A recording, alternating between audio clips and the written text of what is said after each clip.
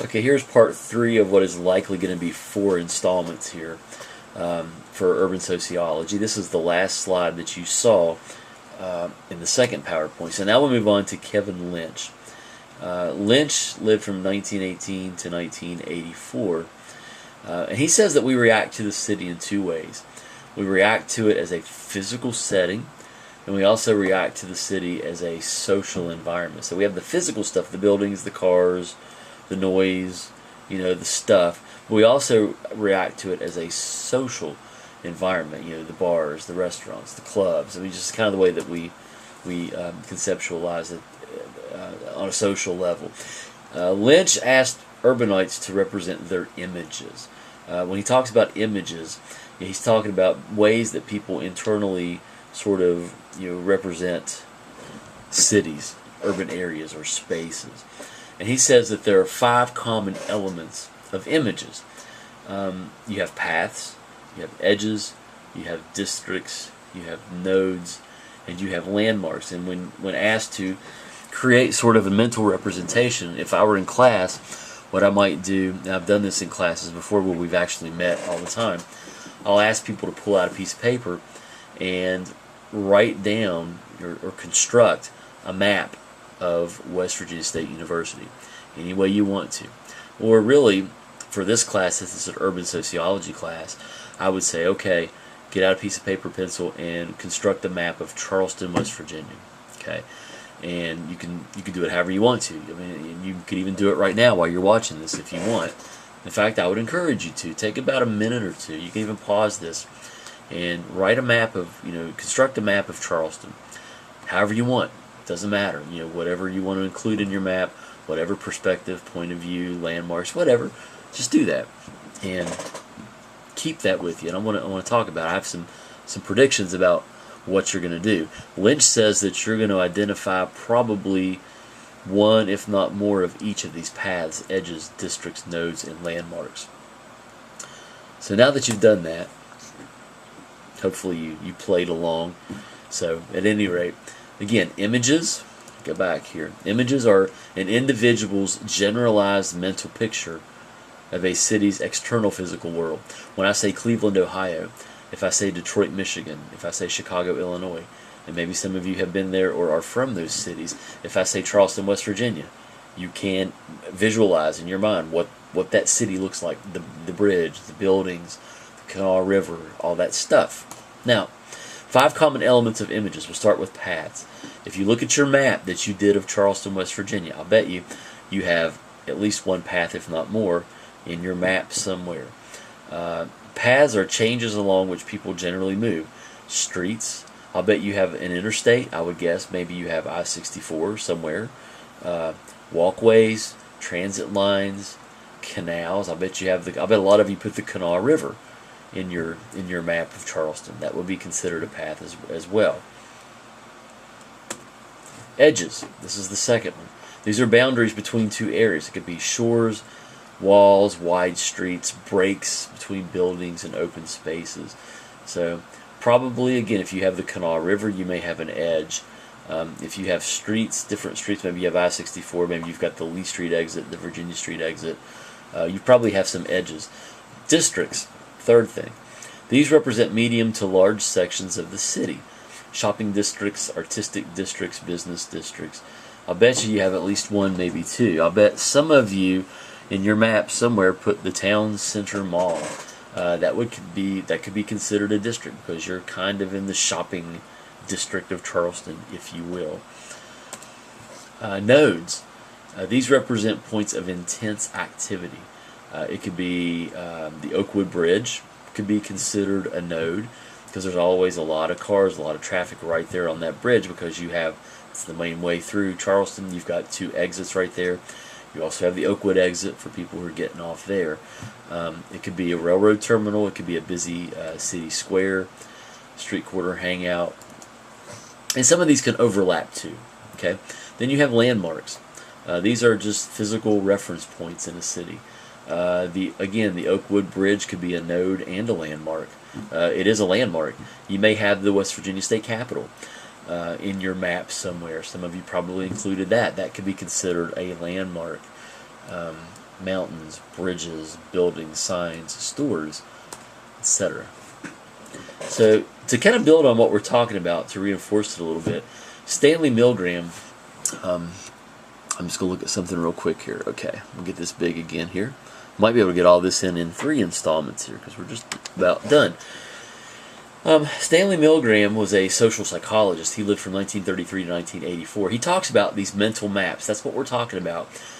What I had you do was sort of think about your internal, think about your city. And Charleston was the one I made you map. But you could come up with a mental representation of any physical area. It could be of campus here at West Virginia State University. If you're not from Charleston, it could be from your hometown or your home community. He did some research on mental maps, and he figured this out. When you look at mental maps that were constructed by Parisians and New Yorkers, they reflect personal experiences. So my guess is that your map that you constructed probably reflect your personal experiences. If you've had a lot of experience on the Oakwood Bridge and maybe around the town center mall, maybe that's what your map is going to emphasize. If there are parts of Charleston you are not familiar with or don't know, you're not going to include them in your maps because you don't have experience with them. Also, mental maps emphasize personal interest. When I did my map, you didn't see me do it, but I did it. I included the Oakwood Bridge because I'm on that bridge a lot. I included the town center mall because I go there frequently. The Civic Center, the Municipal Auditorium. There's a Wendy's restaurant there right on the water. My company, SciMed, that I work for is in Charleston, and the Capitol Building. Those are some of the areas that I included because those are areas that are interesting to me that I frequent. And also knowledge of socially recognized important areas of the city. We generally recognize important parts of the city, like the major roadways that run through the city, maybe the Capitol Building, maybe the Town Center Mall, for example. Network analysis. This is the study of interpersonal ties. Friendships in urban settings. Neighbors you need not be. Why? Well, friendships can be forged at work. Many people who form friendships at work live very, very far away from each other. With technology being what it is, and cell phones and computer technology, you don't have to live really close to anyone anymore to establish interpersonal ties. For example, I work at Mount Olive. In Nitro, I live about an hour away. I work with people at Mount Olive who live an hour and a half to 2 hours the other way. So essentially, people I work with and have forged friendships with at that prison where I work, we're 3 hours apart in some instances, up to 3 hours apart, but we're still tied together because of our work. And really, with technology, I mean, proximity is not an issue at all. I mean, you can establish friendships with people all over the world. We also have scenes. You have, by definition, scenes in cities are invented places or areas where people can get together. Bars, nightclubs, gyms, etc. And you have local scenes, open scenes, specialized scenes, and lifestyle scenes. And we just have a couple slides left here, so we'll get through these. Your book talks about local scenes. Local scenes find their patrons from a small surrounding area. They're more exclusive of outsiders. This will be like a local restaurant or a local bar where you don't have a lot of outsiders and tourists kind of coming to this place. If you remember the sitcom Cheers, a lot of you guys are probably way too young for that.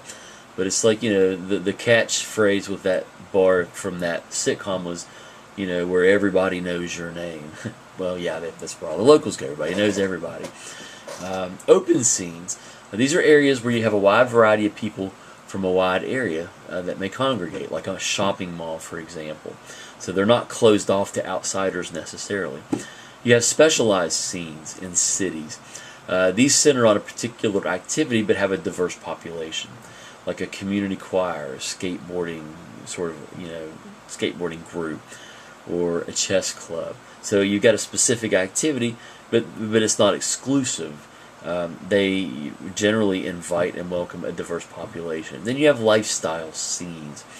These tend to attract people with common interests. They're more homogeneous than heterogeneous. So you have people with more similar interests. Lifestyle scenes, you may have writers that hang out at a certain place, musicians, business people, homosexuals, for example. Gerald Suttles, this is the last slide here of our third installment. Certain activities can define relationships and how we view the city. And this is really true. We talk a lot in urban sociology about texture. Every city kind of has a feel to it, has a flavor or a texture. Now, we have very intimate relationships with our cities, especially when it comes to sports.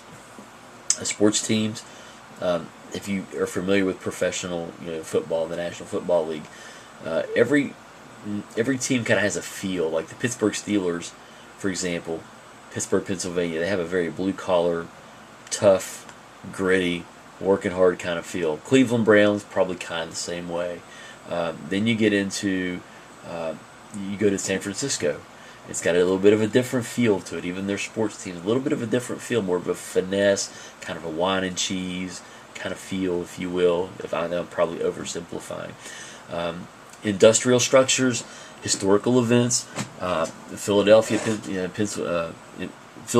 Pennsylvania has a very historic feel to it for a lot of reasons. The Liberty Bell, all kinds of stuff like that. All of these factors can bind residents to their cities and define that city in the eyes of others. So texture, by definition, is the unique impression or feel of a city. New Orleans in Louisiana is called the Big Easy. It has a very specific feel.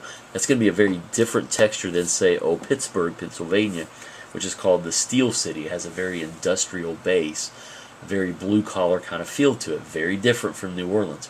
Then you go to Hollywood, California, which is called Tinseltown. A completely different feel, a different texture than the blue-collar feel of Pittsburgh and the easy kind of laid-back style of New Orleans. Then you get to New York City, which is the most diverse city in the entire country, which is referred to as the Big Apple. So again, every city has a different texture, and we will call that the end of part 3 for these PowerPoints. Thank you.